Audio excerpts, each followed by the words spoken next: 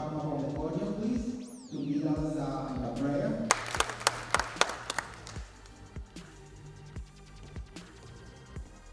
And maybe you're asking yourself, why worship and praise in a political and praise the Lord? In Daniel chapter 2, verse 20, of God forever and ever, wisdom and power are his.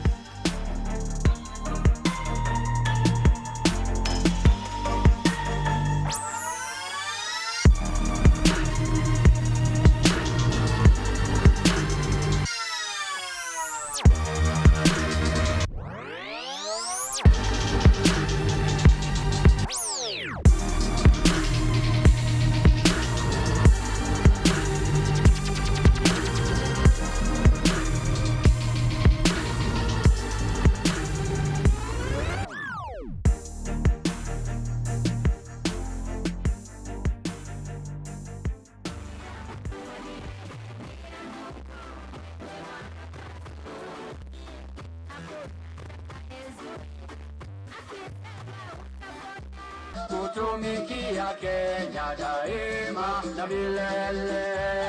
Iangalie Kenya yangu, ewe Kenya nchi yangu, ewe Kenya matajiri masikini, sisi sote binadamu.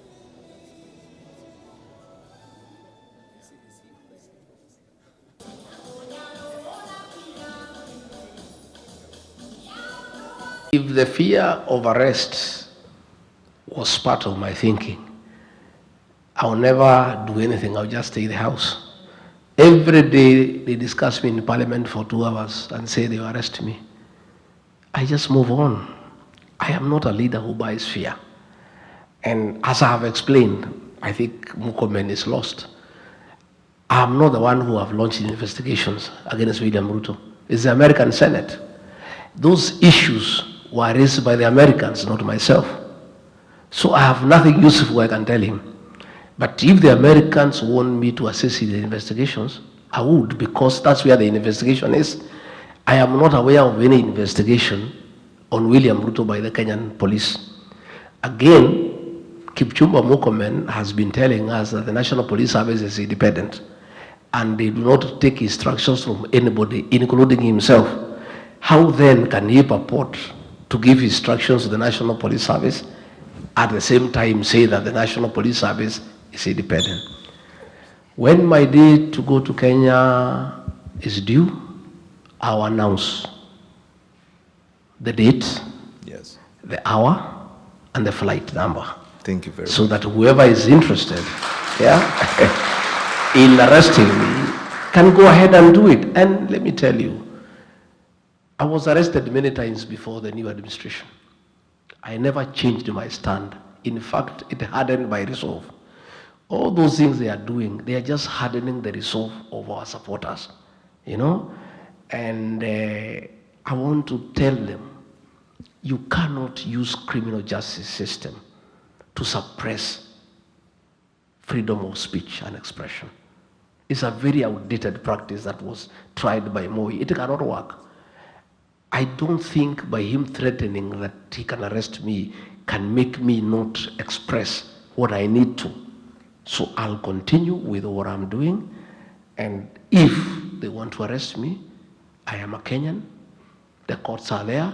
They'll take me to court. I'll go there, and if they have any charges against me, they will prefer them. But as I am saying, I am not the problem in this matter. They know where those allegations have come from. They have come from here in the United States. I just pointed out and said, my friend, don't hide behind China. These are the questions the Americans are asking you. Why did you meet so and so? Why are you interfering here? Yeah. So they can go ahead and do what they want to do, but I want to confirm that I don't buy fear. I cannot be intimidated by anybody, and that is me. And that MURKOMEN knows me. He knows what my stand is. Yes. He does. Thank you very much. I want to, there is a bill that was brought in the Senate here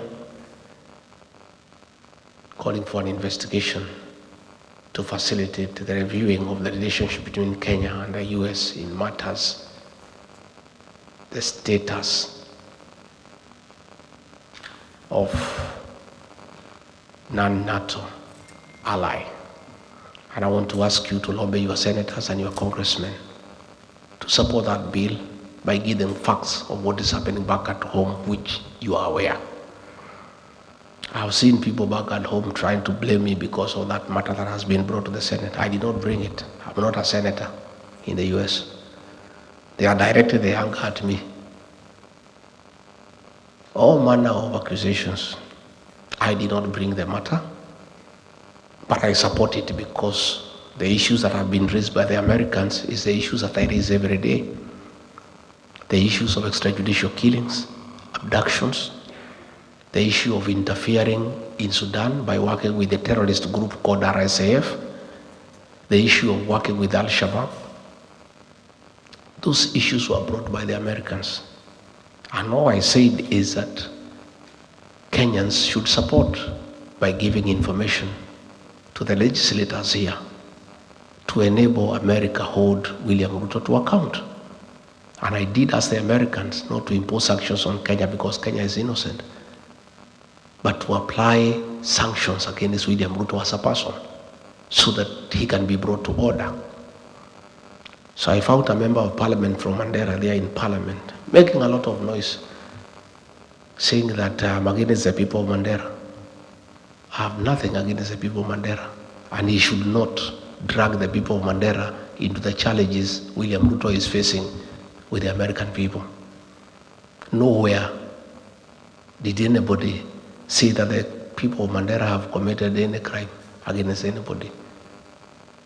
What we said is that the Americans are saying William Ruto met some bad people in Mandera. If you meet bad people in Mandera, it does not mean that the people of Mandera are party to the meeting that you had.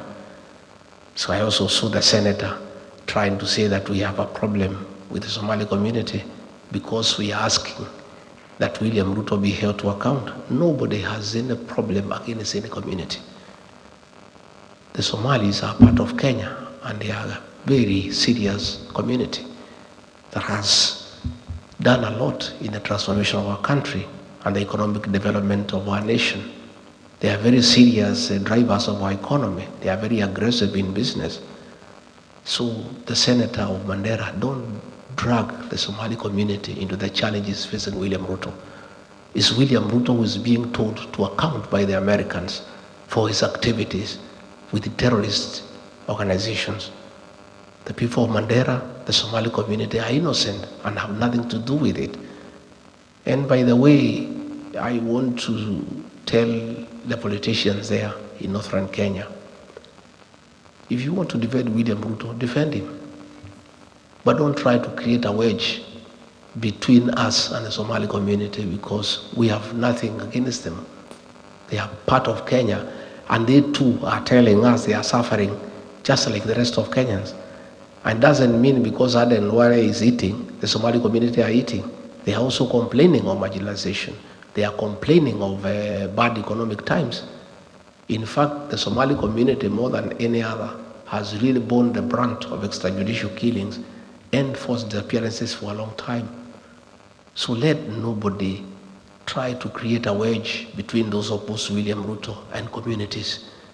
Let William Ruto answer the Americans for what he has done and what he has not done. I saw the Minister for Interior saying that we should be asked to help in investigations in this matter.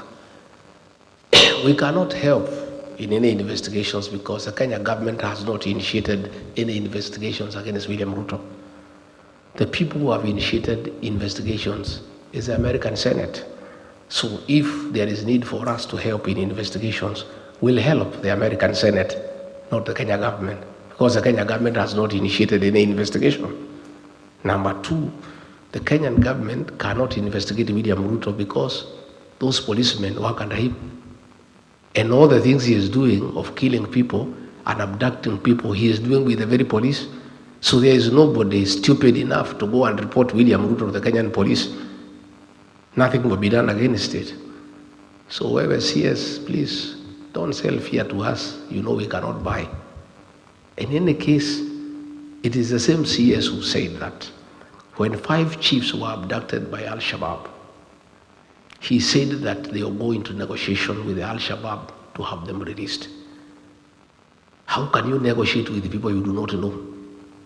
And since they were released after negotiations, the CS Interior knows much more than anybody else on who are the leaders of Al-Shabaab, because he said publicly that he'll initiate negotiations for the release of the 5 chiefs who were abducted. The 5 chiefs were released after successful negotiations with the Al-Shabaab. So the CS Interior knows whom he negotiated with. So if he wants information as who are the leaders of Al-Shabaab, he is in a better position to tell the people of Kenya and the world and the Americans, because he has already had business with them that has been successful. So please, the Americans have asked the questions. I'm not the one who has asked. If I'm required to help the things I know on the issues in Sudan, the dealings with RSF, I'm ready to help. But the Americans, not the Kenyan government, because the Kenyan government has not raised any issue. They are comfortable with what is happening. And you know, I see people threatening other people. I've seen that fellow called Soprano issuing a lot of threats every day. Oh, mimi ni fire, mimi ni noma. Oh, don't push me around. I want to tell Soprano to take time to read Wallace Soyinka. In one of his greatest works, he says, a tiger does not proclaim its tigerhood. It pounces. So, if you are what you say you are, act. Don't keep on threatening. You know, that's what Ole Soyinka says. A tiger does not proclaim its tigerhood. It pounces. So please spare those threats for other characters. Rig G is beyond threats, and you know it. And we must speak for the people of Kenya, because if we don't do it, there will be no country. You have compromised Raila Odinga, you have bought parliament, you have bought Senate. If you succeed in silencing us to talk for the people of Kenya, who will speak for the people of Kenya? I cannot be intimidated. The Gen Zs cannot be intimidated. We'll continue to speak for the people of Kenya for as long as it takes, until we are able to remove this government from power and get another government that is responsive to the needs of the people of Kenya, that respects human rights, that has good governance, that is accountable and transparent, and a government that is prepared to be held to account by the people of Kenya. And in the parting shot, I want to ask the UN Security Council to take note that Kenya is an anchor state that has played a very significant role in the Horn of Africa and ensuring there is peace and stability. And the American government has worked very closely with Kenya in supporting anti-terrorism activities with finance and intelligence. We want Kenya to remain there. We want Kenya to continue playing a very important role in stabilizing the Horn of Africa and the region. And the problem is not Kenya. The problem is the leadership. So the UN Security Council, the United States, they need to deal with William Ruto so that Kenya is preserved to continue playing that important role as an anchor state to ensure there is peace and stability in the region. But when we get a reckless leader who is interfering with the affairs of the neighboring countries and working with those opposed to those governments, that is why Kenya's name is being cast in bad light. So, mimi nimeshukuru sana. I have said many things, and